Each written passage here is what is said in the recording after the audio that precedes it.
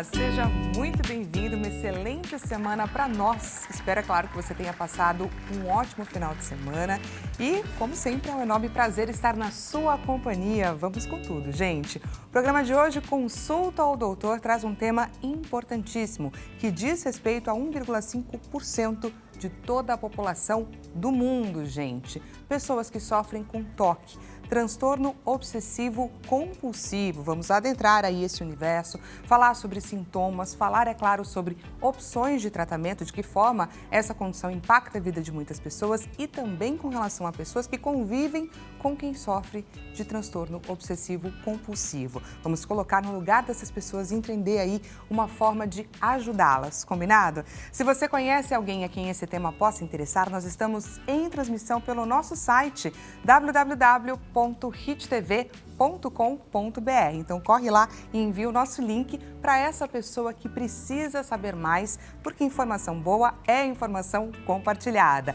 E esse espaço está aberto para receber o seu relato, a sua dúvida. Então envie a sua mensagem para a 0 operadora 11 3337 5886 e temos, é claro, a nossa enquete acontecendo neste exato momento no nosso Instagram, no @Consulta ao Doutor. Por favor, diretor, enquete na tela. Maiores equívocos sobre quem tem toque. É só se esforçar e controlar os pensamentos. Ou, na sua opinião, é só uma pessoa mais organizada. Ou então, toque é uma desculpa para manias pessoais. Entra lá, gente, e participe da nossa enquete, combinado? Mas antes de mais nada, eu lembro que hoje, gente, é aquele dia clássico, segunda-feira, da gente entender mais sobre o problema dos outros, quais são os caminhos de solução, ok? Hoje é o dia da gente receber aqui com a gente e aprender bastante com o nosso advogado Leonardo Girundi, no quadro O Seu Direito. Agora, Seu Direito, com o advogado Leonardo Girundi.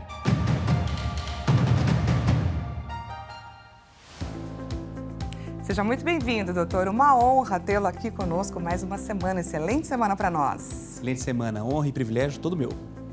Doutor Leonardo Girundi, vamos lá já para a primeira pergunta. A primeira pergunta é da Mônica de Guarulhos, região metropolitana de São Paulo. Ela manda o seguinte: olá, tudo bem? Sou casada recentemente e o pai do meu esposo é holandês. Como posso saber se eu tenho direito à cidadania do meu sogro? Aí ela explica um pouquinho melhor. O avô faleceu recentemente, mas o meu sogro ainda é vivo. Se eu tiver direito, por onde começar? Vamos ajudá-la, doutor? As cidadanias todas europeias, elas têm mais ou menos o mesmo caminho, sabe? Então, eu imagino que talvez encaixe aí especificamente na holandesa também. Dentre elas é o seguinte: ter que ser casada com um holandês. Então, não basta ser casada ou só o sogro ser holandês. Então, o seu esposo efetivamente também tem que ser holandês. E tem que ter residência, normalmente de 3 anos, pelo menos, 3 anos de casada e residência no país de origem. Isso é o caminho normal. Se a cidadania já foi declarada para aquele com quem você é casada, você também pode ingressar direto lá no país pedindo a cidadania, mas tem outros requisitos, tanto de tempo de casamento, como residência no local, então ter filhos com a pessoa e outros processos.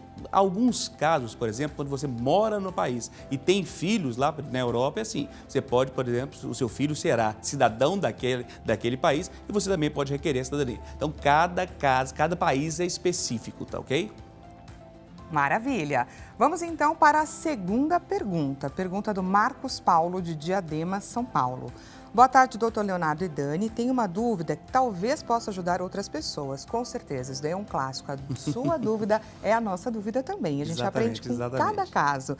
Minha gatinha tem uma cirurgia de castração na próxima semana e eu gostaria de saber como faço para não ser descontado na empresa.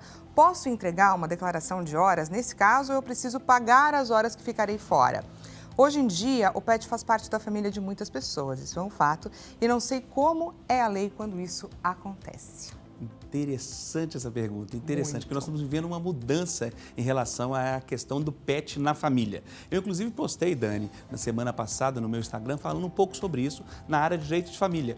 Existe aquilo que nós chamamos, dentro da área do direito de família, vários tipos de famílias. E uma destas, que a doutrina diz que existe, são as chamadas famílias multiespécies. Que é isso? Que são espécies distintas, né? O animal e o ser humano. Então, são espécies distintas. E aí, alguns doutrinadores entendem que isso é uma família. A nossa lei não trata dessa forma. Essa lei ainda trata de forma diferente. Então, não existe nenhuma garantia para os pais ou os tutores de pets em relação ao direito do trabalho. Tá? Isso, algumas empresas já adotam algum sistema de parceria e falam, olha, aqui também nós fazemos desse jeito, mas é exclusivo da empresa. Então, não só em caso de tratamento de pet, como também do óbito. Você sabe aí que, por exemplo, a pessoa que tem um parente, por exemplo, o pai, o sogro, a esposa que faleceu, você tem direito a ausentar-se do seu trabalho por causa do luto. Isso não acontece para aqueles que têm pets. Então, não existe uma legislação específica sobre esse caso e se a sua empresa não adota um sistema específico para isso, você não terá direito a descontar a sua ausência. Você vai faltar, você deve comunicar a sua ausência e você terá o seu dia descontado por causa dessa ausência. Portanto, é muito importante ficar atento. Muito obrigada, doutor. E conforme o senhor mesmo estava dizendo aqui para a gente, é uma modificação que tem acontecido, ainda não é o nosso caso, quem sabe um dia, porque só quem tem pet sabe da importância que tem e que precisa ficar ao lado, às vezes é difícil deixar com alguém, enfim, são muitas responsabilidades. E a gente deixa aqui o espaço garantido para a sua participação, não é, doutora? Afinal de contas, verdade. toda segunda-feira ele está por aqui tirando a sua dúvida e dando uma aula aqui para a gente a respeito de direito. Então, vamos deixar o e-mail para que as pessoas possam? Vamos sim, vamos deixar o e-mail. Lembrando que interessante, que o que eu falei da semana passada no meu Instagram, é que uma pessoa ganhou o direito de pensão alimentícia quando divorciou do marido e ganhou a pensão alimentícia do animal. Interessante, porque se ele não é membro da família, como teria direito à pensão alimentícia? Né? Então, é um aspecto específico que já temos decisões de julgados em relação a isso. Eu entendo que não deve ter a pensão alimentícia, mas deve ter a partilha ou a divisão de despesas, tá? Então, isso não significa que a pessoa deve arcar sozinho, ok? Anota o nosso e-mail, seudireito@hittv.com.br. Eu falo, Dani, para anotar ali, deixar ali anotado na geladeira, porque aí quando surgir aquela dúvida, quando seu vizinho comentar, quando aumentar o sonho do vizinho, né? Aquela festa que passou do limite, manda sua dúvida, a sua pergunta, que aqui nós tratamos do seu direito. O seu direito, o nosso direito, sempre às segundas-feiras. Muito obrigada, doutor, e até semana que vem. Até semana que vem. Um grande abraço. Tchau. Uma ótima semana. Mais. Deus te abençoe. Tchau, tchau. E seguimos aqui, gente. Vamos entrar, então, no nosso assunto do dia. Vamos falar muito sobre transtorno obsessivo compulsivo, o famoso TOC. E para a gente entender um pouco mais sobre essa condição, quais são os sinais, desafios e as formas de tratamento, é claro, recebo e apresento a vocês, doutora Patrícia Cirilo, psiquiatra. Seja muito bem-vinda, doutora. Obrigada pelo convite. A gente agradece demais a sua disponibilidade em vir aqui conversar com a gente. E apresento também a vocês, doutora Mariângela Seixas, que é neuropsicóloga, pós-graduada em terapia cognitivo-comportamental. Seja muito bem-vinda, doutora. Muito obrigada pelo convite. E vamos então começar, é claro, o nosso bate-papo. Queria entender, gente, que vocês explicassem um pouco melhor, só para a gente introduzir, o que é o TOC e como ele se manifesta no dia a dia. Queria a visão de cada uma de vocês. Por favor, doutora Patrícia. O nome do transtorno já dá uma dica. Então, o nome é transtorno obsessivo compulsivo. As obsessões são pensamentos repetitivos e indesejáveis. A pessoa que tem o TOC, ela não gosta desses pensamentos. E junto com isso pode ter as compulsões. São atos ou pensamentos que a pessoa faz para tentar aliviar aquela angústia dos pensamentos obsessivos ou tentar evitar alguma coisa ruim que ela acha que vai acontecer. Doutora Mariângela. É isso mesmo, né? Então a gente vê hoje e se mistura muito com manias, com trejeitos pessoais e muito se leva tempo para diagnóstico, para trazer toda essa questão por conta dessa parte social que fica em volta do transtorno obsessivo compulsivo, né? Que é uma característica muito específica com deficiências e dificuldades no funcionamento do dia a dia. É isso que a gente diferencia muito das manias e de jeitos muito particulares de cada um. E aí eu queria entender uma coisa. Qual é, gente, a definição do TOC segundo DSM-5? Que é, gente, só para a gente entender, um documento que foi criado para padronizar diagnósticos e quais são aí os critérios mais importantes para identificar um indivíduo com esse transtorno? Os critérios começam com o que eu acabei de falar. A pessoa precisa ter esses pensamentos obsessivos de uma forma recorrente, com uma frequência. Aquilo precisa causar sofrimento e ou impactar de forma importante campos importantes da vida, como estudo, trabalho, relações interpessoais. A pessoa ela pode ter só um ou os dois. O mais comum é ter tanto a obsessão quanto a compulsão. Essa obsessão ela tem que ser intrusiva, que é justamente a questão de ser indesejada. E a gente costuma ter aí um padrão de sintomas presentes para você fazer o diagnóstico de pelo menos 1 hora por dia por 1 mês. E que sintomas seriam esses? Então, você começa, normalmente, sempre o que se destaca são os pensamentos, né? Que a gente chama dos pensamentos intrusivos, que eles vêm de forma automática, podem ser desencadeados por alguma situação estressante e eles ficam e paralisam a pessoa de algum funcionamento. Então, ela não consegue, não é o pensar, o fantasiar, né? A gente fala às vezes de pensamento mágico, ou você ter um comportamento mágico para realizar alguma situação, mas ele te paralisa e te impossibilita de algumas funções do dia a dia até que você consiga aliviá-lo com normalmente um comportamento que você faz para acalmar esse pensamento ou para regular de novo essa função. Então isso traz muitas dificuldades no dia a dia, quando ele ainda não está identificado claramente, tratado, porque você tem muito prejuízo de atenção, como área cognitiva, de velocidade de trabalho, de funcionamento. Então isso vai acarretando uma bola de neve em pequenas coisas do dia a dia. E quando você vê, isso te paralisou por uma boa parte desse período. E a gente pode dizer que o TOC, como que o cérebro age em uma pessoa que tem TOC? Como que ele funciona? Então, o que acontece é isso. Então, quando você vai avaliar as funções cognitivas, os transtornos de ansiedade têm muita mistura com outros quadros clínicos para queixas cognitivas. Então, área de atenção, ou que muita gente chega no consultório com queixa de memória. E aí você, na hora de separar tudo isso na habilidade da avaliação neuropsicológica, por exemplo, você vai descobrindo e mostrando que isso não faz parte da memória, e sim de algumas áreas da atenção, que todas elas desregulam em grau diferente ou em áreas específicas da atenção.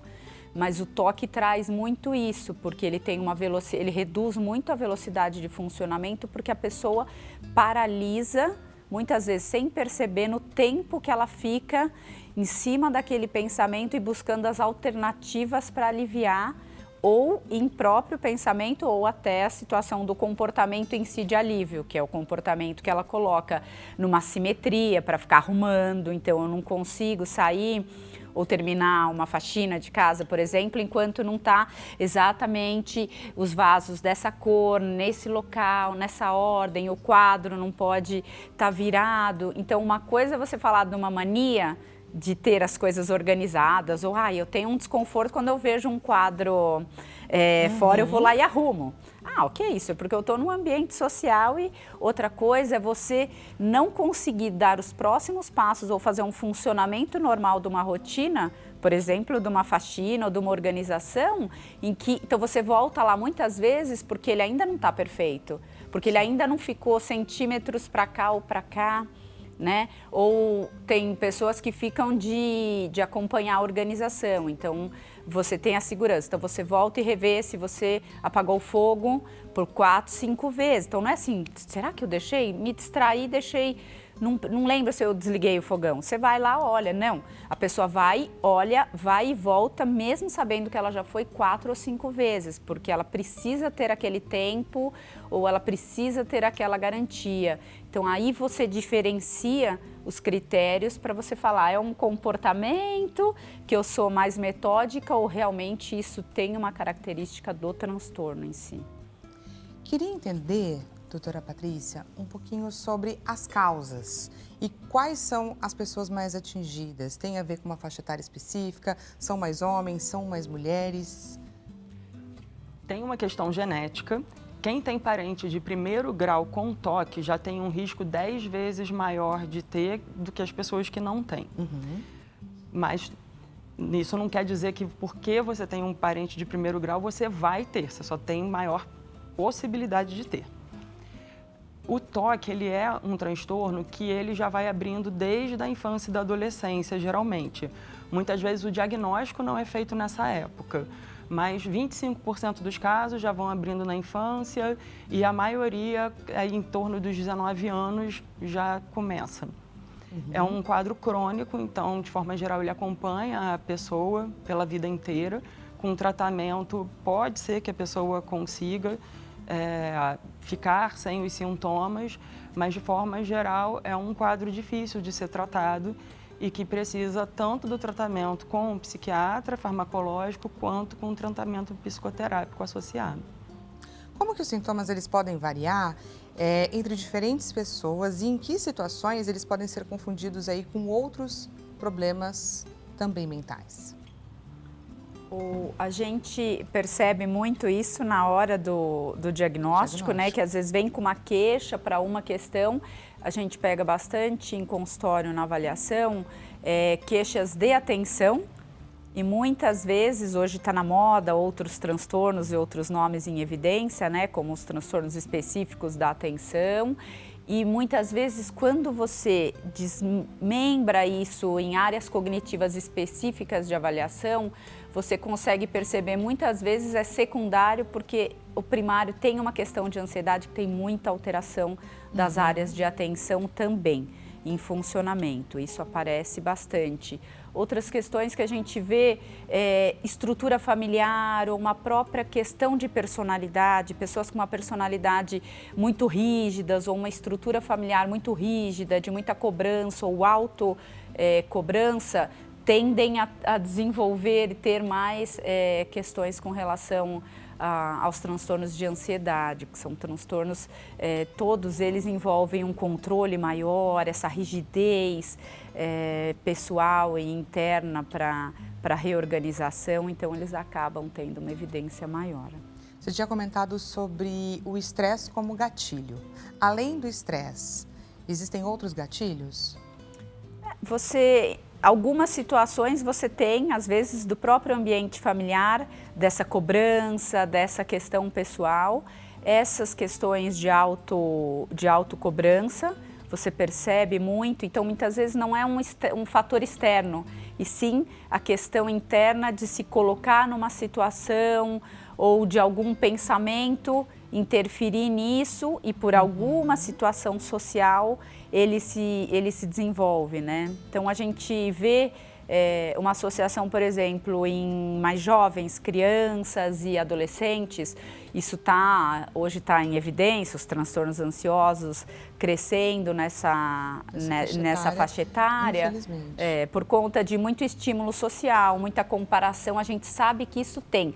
Não é um fator preponderante, mas é um gatilho que vai se formando e distorcendo características do ambiente, do desenvolvimento, e se já tem uma estrutura de personalidade ou uma questão hereditária ou tudo mais, a gente sabe que isso são gatilhos que podem começar a desenvolver, né?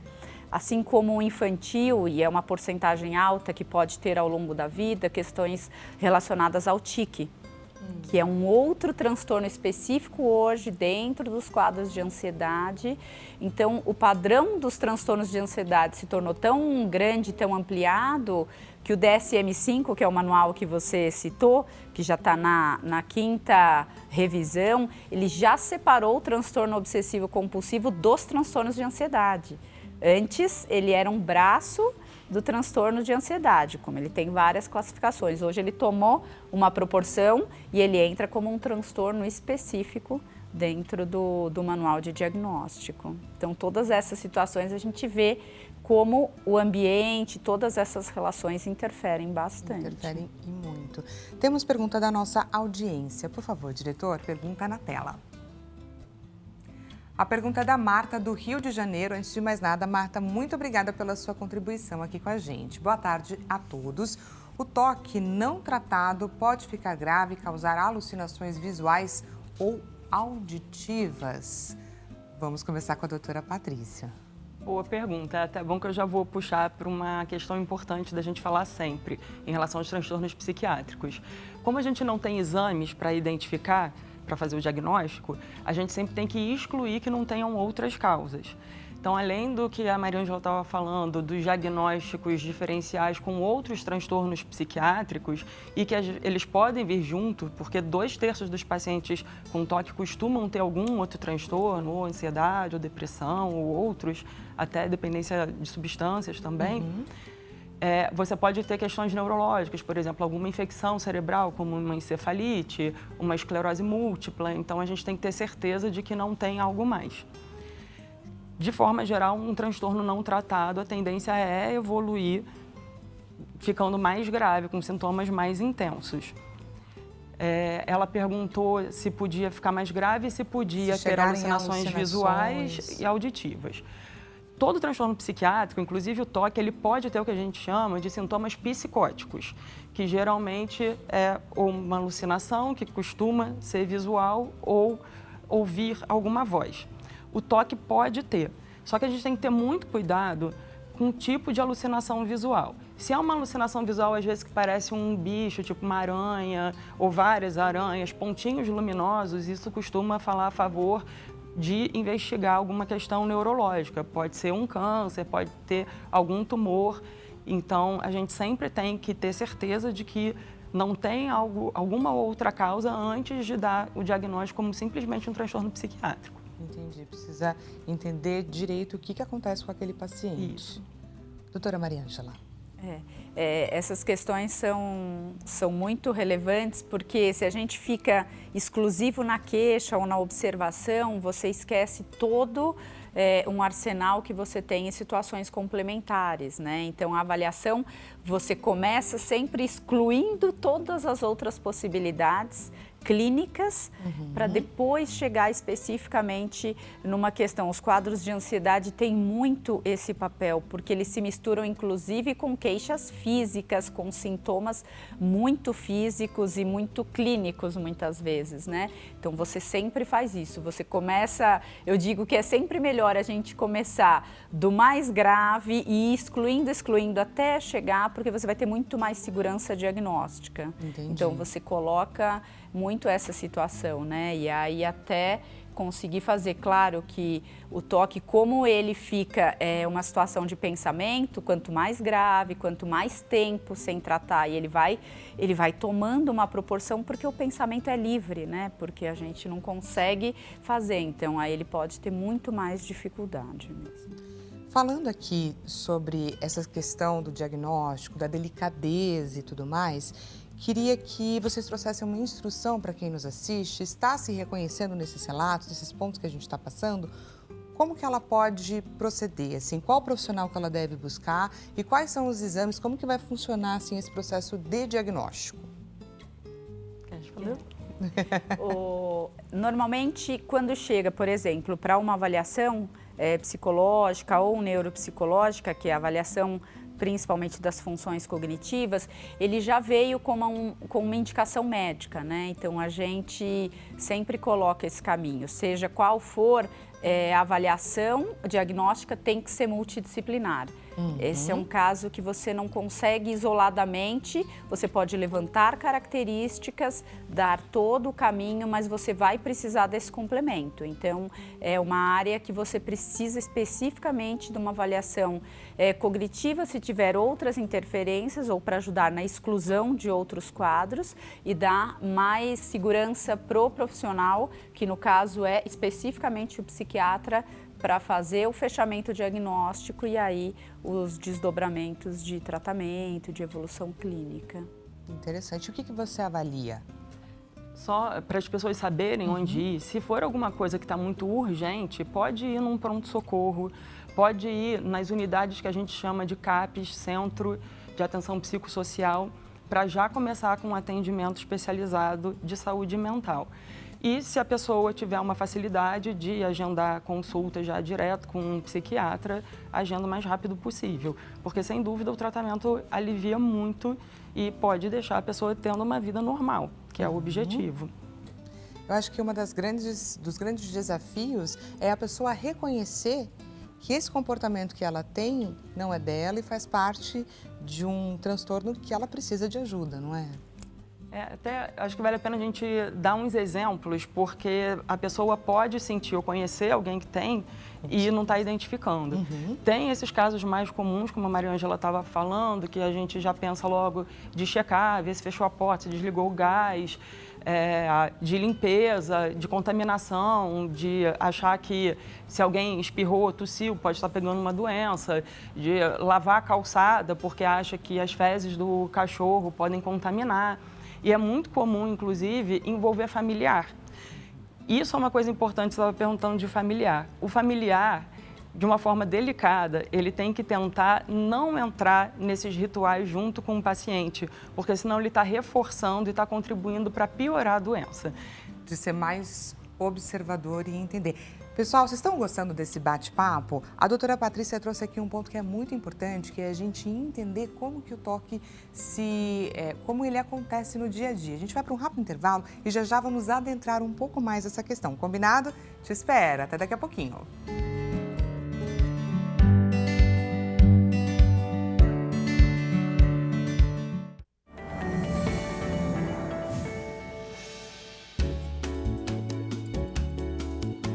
Seja bem-vindo mais uma vez. Consulta ao Doutor está de volta. Caso você tenha chegado neste exato momento, estamos batendo um papo interessantíssimo sobre transtorno obsessivo compulsivo. Estamos aqui tendo uma aula para identificar sintomas e poder ajudar pessoas que sofram, pessoas queridas que estejam vivendo aí com essa condição. Combinado? Se você conhece alguém a quem esse tema possa interessar, nós estamos em transmissão através do nosso site www.hittv.com.br.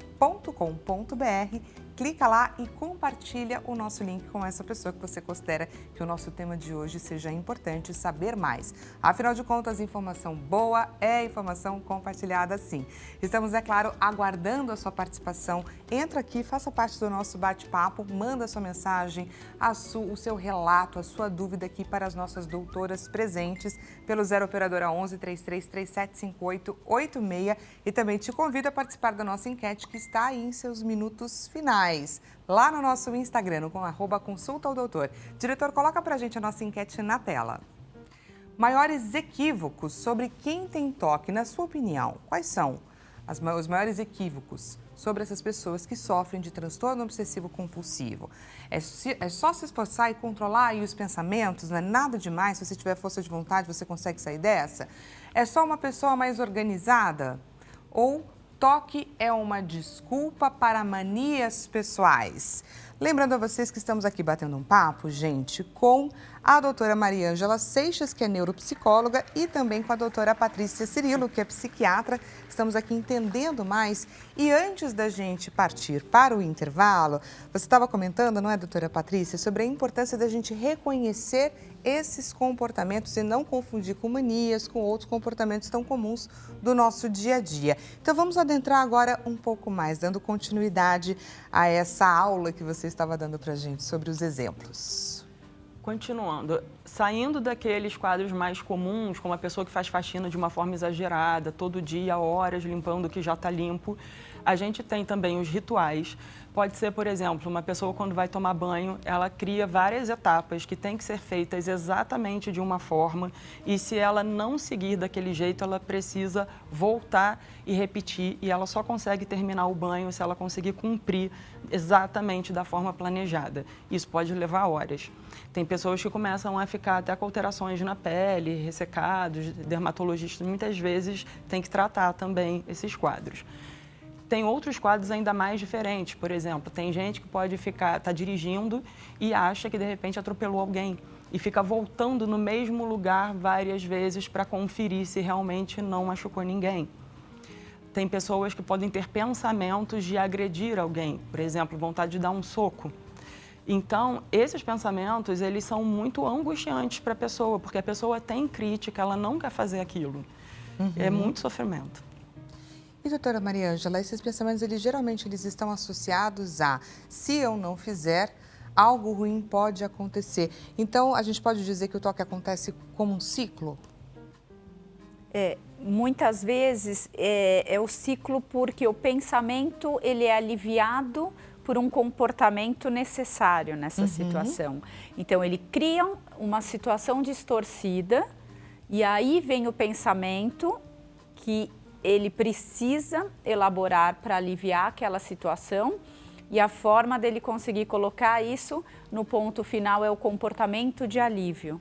Então, isso fica girando como um círculo vicioso e o pensamento só consegue aliviar nessa situação. Então, como a doutora falou, muitas vezes a gente vê essa dificuldade, essa disfuncionalidade no dia a dia, porque ele ritualiza tanto que não é assim, eu parei aqui, tá bom, depois eu continuo, ou ok, passou. Não. Se ele não fez todas aquelas etapas no banho que ele estabeleceu, que o sabonete tem que estar aqui, ele tem que passar 2 vezes, ou tem inúmeros, é o que a gente chama do pensamento distorcido, muitas vezes um pensamento mágico, ou uma situação que também pode ser como resposta. Ele não tem um comportamento em si, mas ele tem que ter um pensamento mágico de contar o número 5 tantas vezes, de pensar numa palavra para aliviar aquela situação.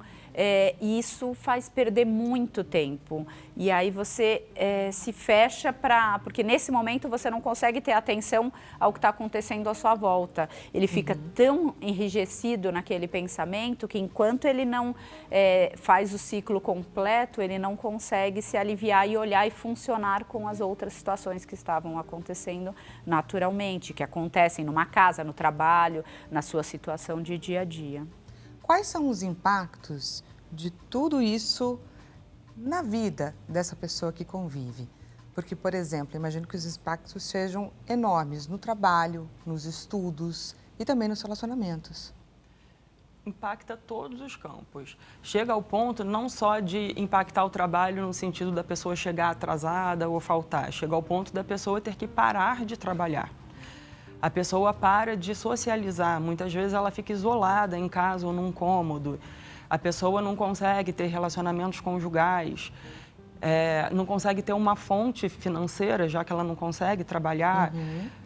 E como é uma doença que geralmente ela começa muito cedo, na infância, na adolescência, muitas vezes essa pessoa ela também não chegou a desenvolver habilidades que ela deveria, porque ela não chegou a passar pelas situações que são esperadas para aquela faixa etária. É extremamente preocupante. É muito delicado, porque você vê, por exemplo, se eu dar um exemplo de um caso e conseguir ficar mais claro, por favor. Você tem um adolescente que começa com uma situação dessa, muitas vezes eu tenho um caso em acompanhamento que começou por uma queixa de um transtorno de déficit de atenção escolar e aí você regulou isso e como são sintomas que a gente chama de comorbidade, muitas vezes eles vêm combinados e aí você via que a base não era essa, do principal prejuízo da queixa de atenção. Você vai atrás, quando consegue identificar, tem aí o toque, inclusive com tique, que são os movimentos involuntários, que é todo um descontrole motor no meio dessa situação, que aí os fatores de estresse intensificam muitíssimo a queixa e a descarga comportamental. E aí você vai na escola, uma dificuldade de sentar perto dos amigos, de dividir material com os amigos. O amigo pede porque a caneta vai estar contaminada, se um amigo me encosta, você imagina isso num ambiente escolar, para um jovem. Por conta dos tiques. E aí toda a forma, e a forma como os outros veem, como você tem que fazer uma psicoeducação com a escola, para a escola conseguir levar isso para a sala e você aliviar essa situação. Ou, por exemplo, ele para de fazer atividades de esporte, porque ele vai ter contato.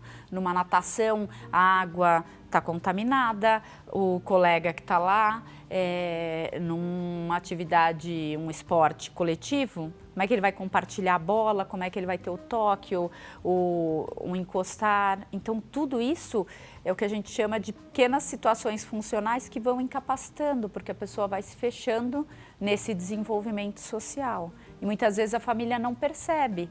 Vai ficando um comportamento mais restrito, um adolescente mais fechado, mais restritivo, até você perceber essas situações. Até que fica claro em alguma situação em casa de que eu não quero mais jogar videogame com meu irmão, porque até eu não consigo trocar o controle com ele, sabendo que é meu irmão, eu tenho que lavar, parar, higienizar, fazer alguma situação em comum. Então isso muda muito, inclusive, o ambiente familiar. Você falou sobre os desafios de trazer essa realidade para dentro da sala de aula, de conversar com o corpo docente de uma escola. E aí eu queria saber como que é lidar, como que é aproximar as pessoas que estão em volta, conscientizá-las e ajudá-las. De que forma abraçar, auxiliar um parente como esse, um amigo da escola como esse? Como que a gente consegue estar próximo e ajudar? Essa é uma das linhas do tratamento. Quando a gente fala e entra em terapia, entra no tratamento, é uma das linhas da terapia cognitivo-comportamental você trabalhar a psicoeducação. A psicoeducação é você dar o conhecimento sobre a situação, você nomear claramente, descrever para todo mundo, colocar como se dá o transtorno em si. Cada um dentro da sua área. Na escola, você vai até a escola, você conversa com a coordenadora. Se é criança menor, que tem ainda poucos professores, você pega o professor tutor, faz todo um trabalho de orientação, não para expor esta criança de uma forma clara, mas para ele aprender mecanismos de dentro da sala de aula ou o coordenador levar aquele tema sempre numa forma ampliada, nunca direcionada. Essa é sempre a orientação, porque hoje a gente tem mais dificuldade com bullying, com todas essas questões, né? E essa psicoeducação você tem que fazer com os pais em consultório, então tem que ter... Quando é criança e adolescente, você tem que ter os pais muito próximos. Então, assim, uma vez por mês é uma coisa muito... como se fosse uma sessão, no mesmo nível do paciente em si, o familiar tem que estar muito dentro desse tratamento, porque senão a gente cai no que a doutora falou um pouquinho, de você estimular mais ainda o desenvolvimento. Então, a gente precisa munir essas pessoas por fora para ajudarem a aliviar e não estimular o desenvolvimento dos pensamentos e dos comportamentos para valorizar em casa ou numa situação do ambiente escolar ou de trabalho. Porque as pessoas elas vão fazer toda a diferença no tratamento, né? Ao longo do tratamento. E já que a gente está, então, caminhando para essa história do tratamento, queria adentrar isso. Quais são as opções, primeiro, na psiquiatria? O tratamento começa na psiquiatria com medicação e a primeira linha são antidepressivos. Depois a gente vai tendo outras etapas onde a gente pode ir associando outras classes medicamentosas se necessário. Se não tiver um resultado satisfatório com a medicação associada à psicoterapia, principalmente a terapia de exposição e resposta, que é o que a gente tem mais evidência na literatura de resultado, a gente vai para algumas áreas mais novas da psiquiatria, inclusive com aparelhos. Aí a gente tem algumas etapas. A gente tem a estimulação magnética transcraniana, que é um aparelho que a pessoa fica acordada durante a sessão. Exige uma dedicação, porque a pessoa tem que ir várias vezes por semana na clínica e ela tem resultados melhores se associada com a terapia de exposição ali imediatamente antes da sessão, mas ela também pode ser feita separada. A gente tem, para casos que não respondem à estimulação magnética, a eletroconvulsoterapia não é um tratamento clássico para toque, é um tratamento excelente para diversos casos, mas quando você tem um toque muito refratário, pode ser uma opção. E, em último caso, aqueles casos ultra refratários, que nem com essas medicações e com esses aparelhos que eu já falei respondeu, você tem até uma neurocirurgia, onde você coloca um implante, da mesma forma que é feito para o Parkinson, para a dor crônica, coloca um chip dentro do cérebro e fica um controle do lado de fora, também para ajudar nesse desequilíbrio da comunicação dentro do cérebro. Muito bacana a gente saber e entender que existem vários recursos. E agora, gente, a doutora Mariângela vai explicar para a gente como que funciona a terapia cognitivo-comportamental. Isso.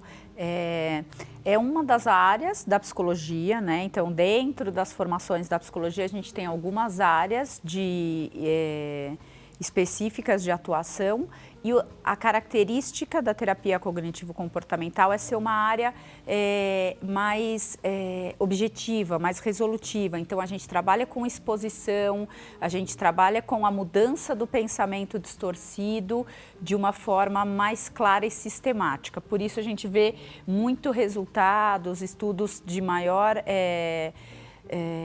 prolongamento da fase de remissão, de controle, de conseguir bons resultados com a parte medicamentosa. Então, é sempre um trabalho em conjunto, né? Porque dentro da linha, a gente consegue trabalhar técnicas, por exemplo, de exposição.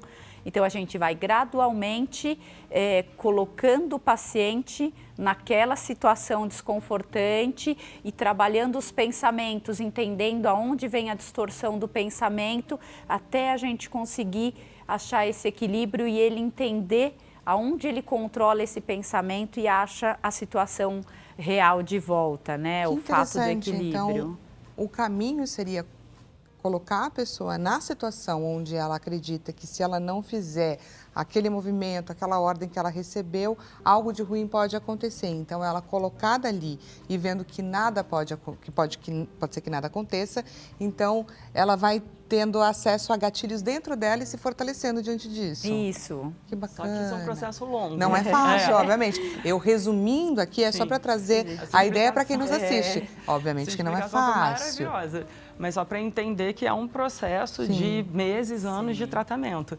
Eu gosto de fazer um paralelo com tratamento de alergia. A gente, muitas vezes, até vai fazer aquele tratamento já com injeção. Geralmente, você vai colocando aquela substância da qual a pessoa é alérgica mais diluída e conforme vai evoluindo, você vai deixando ela mais concentrada. E com um toque acaba acontecendo isso. A pessoa, no início, ela muitas vezes não consegue se controlar, nem os pensamentos, nem as ações. E aí, muitas vezes, se ela tenta controlar, depois isso vem mais intenso.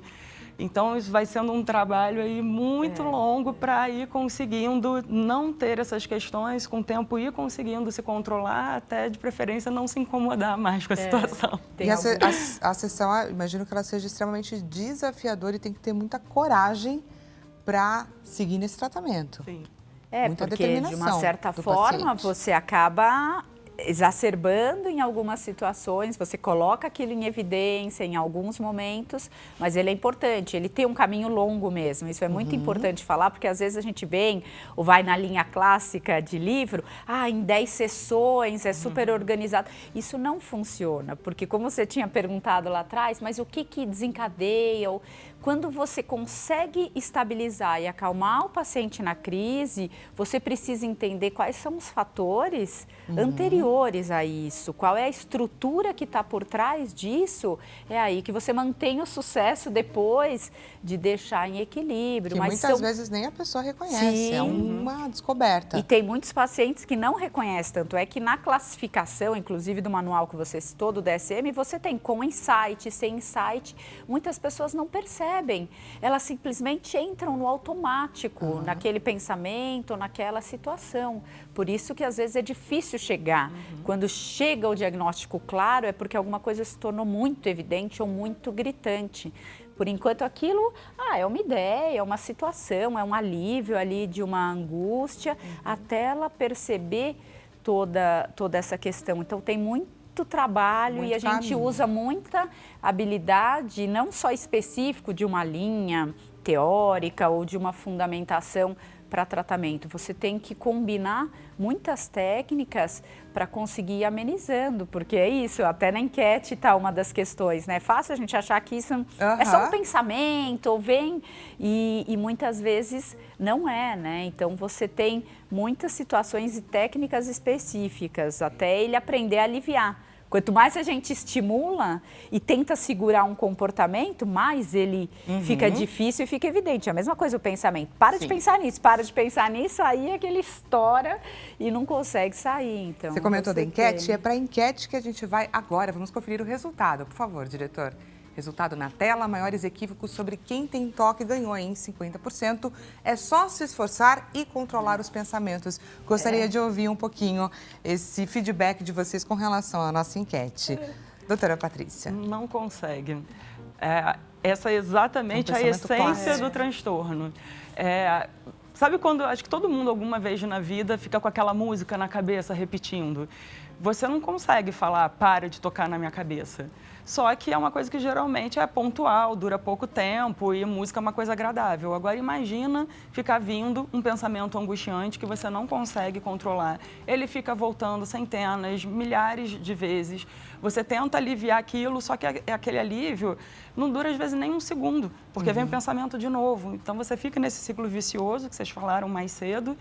E o paciente ele não consegue ter a vida, porque ele se atrasa para os compromissos, ele falta, ele fica com vergonha, ele não sai de casa. Imagina você ser convidado para a casa de alguém e chega lá, você está incomodado com uma poeira em cima de uma mesa, com uma louça, você não consegue se controlar. A pessoa vai começar a limpar, lavar a louça.